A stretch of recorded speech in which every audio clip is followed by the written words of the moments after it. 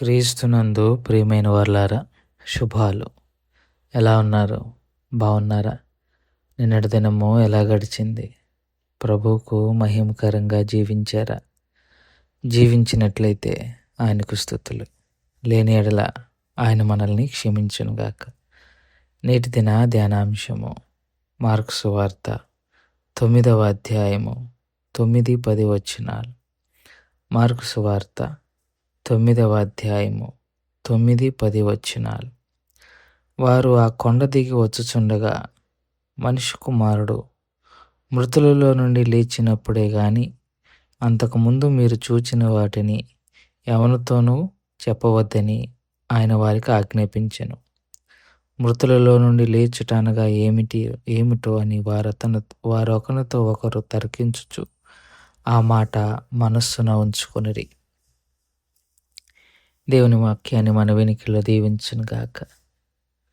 చదవబడిన లేఖన భాగాన్ని మనం పరిశీలన చేసుకుంటే, రూపాంతరము కొండ అనుభవం తర్వాత శిష్యులు ఆ కొండ దిగుచూ వస్తుండగా యేసుక్రీస్తు ప్రభువారు వారికి ఒక ఆర్డర్ పాస్ చేశారు.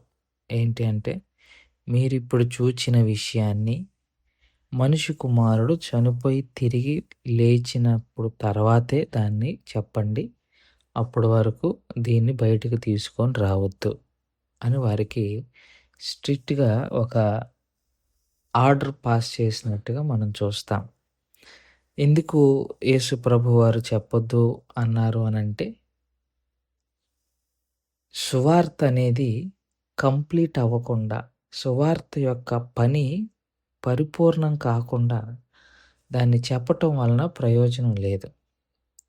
ఇప్పుడు మనిషి కుమారుడు రూపాంతరం చెందిన ఈ అనుభవం శిష్యులు వెళ్ళి మిగతా శిష్యులకు చెప్తే వారికి అర్థం కాదు.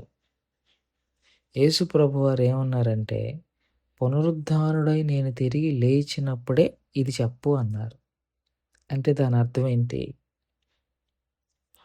యేసు మరణం పునరుద్ధానం తర్వాతే ఈ రూపాంతరానికి ఒక అర్థం విలువ ఉంటుంది. అప్పటి వరకు యేసు ప్రభు వారిని స్వస్థపరిచేవాడుగా చూస్తున్న వీళ్ళు ఇది కూడా ఇంకొక అద్భుతంలా చూస్తారు. కానీ వీళ్ళను ప్రత్యేకంగా ఓ ముగ్గురిని తీసుకొని వెళ్ళి ఈ రూపాంతరం అనుభవం వారికి ఎందుకు చూపించారనంటే, యేసు ప్రభు వారు చనిపోయి తిరిగి లేచి వాళ్ళతో కొన్ని రోజులుండి పైకి వెళ్ళిపోయిన తర్వాత ఈ అనుభవం వారికి బాగా గుర్తుండి అన్ని విషయాలు ఒకసారి జ్ఞాపకం వచ్చుకొని సువార్తను ఇంకా బలంగా చెప్పటం కోసము వారికి ఈ అనుభవాన్ని చూపించారు. ఆ అనుభవం అనేది ఆ సమయం వచ్చినప్పుడే చెప్పాలి. ఆ సమయం రాకుండా మనము దీన్ని ముందుగానే వారికి తెలియపరిస్తే వారు యేసు ప్రభు వారిని అద్భుతాలు చేసిన వాడిగానే నమ్మారు. ఇది కూడా ఇంకొక అద్భుతంలాగా వాళ్ళు ఫీల్ అవుతారు. అంతేగాని దాని యొక్క రియల్ మీనింగ్ వారికి అర్థం కాదు. అందుకే యేసు ప్రభు వారు చెప్పొద్దన్నాడు. ఈ విషయాలు నేను పునరుద్ధానుడై లేచినప్పుడు తప్ప ముందు వీటిని చెప్పొద్దు. ఎందుకు చెప్పొద్దు అనంటే, ఈ మాటలు ఇప్పుడు చెప్తే దానికి విలువ ఉండదు.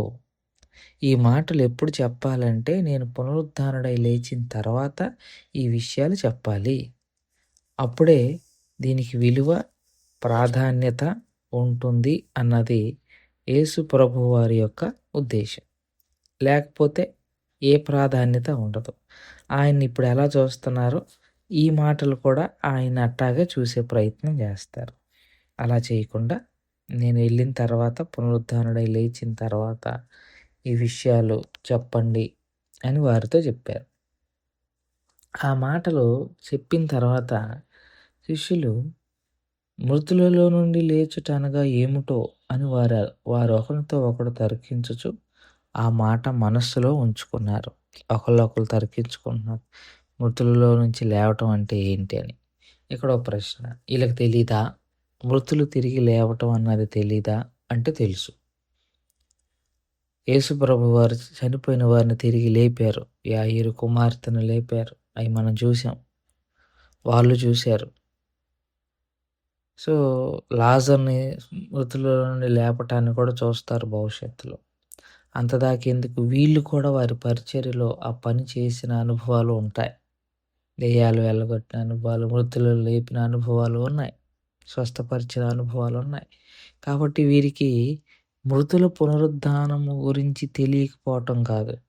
యేసు ప్రభు వారి పునరుద్ధానం గురించే వారు చర్చించుకుంటున్నారు, తర్కించుకుంటున్నారు. ఆయన చనిపోవటం ఏంటి?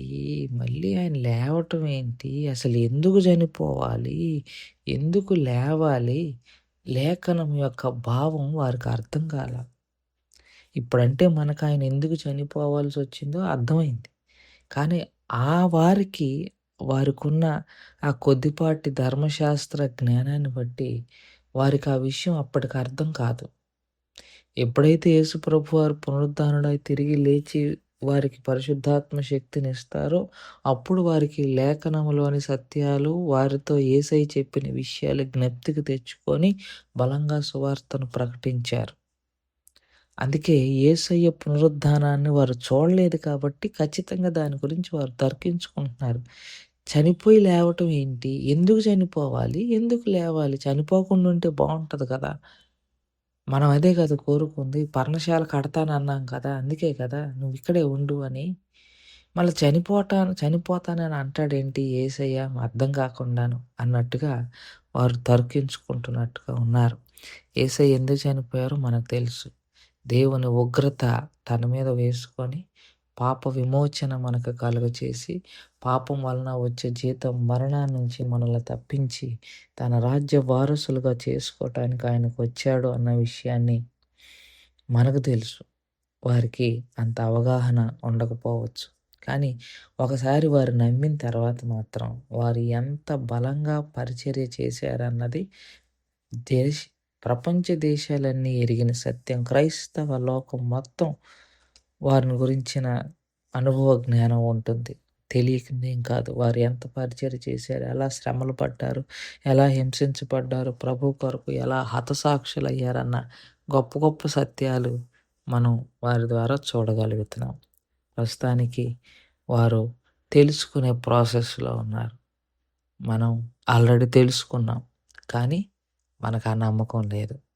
దేవుడు అట్టి ధైర్యాన్ని, నమ్మకాన్ని మనకు కూడా దయచేయాలని మనవి చేసుకుంటూ ఈ మాటలను ఇంతటితో ముగించుకుంటున్నా. దేవుడు దీవించి ఆశీర్వదించును గాక.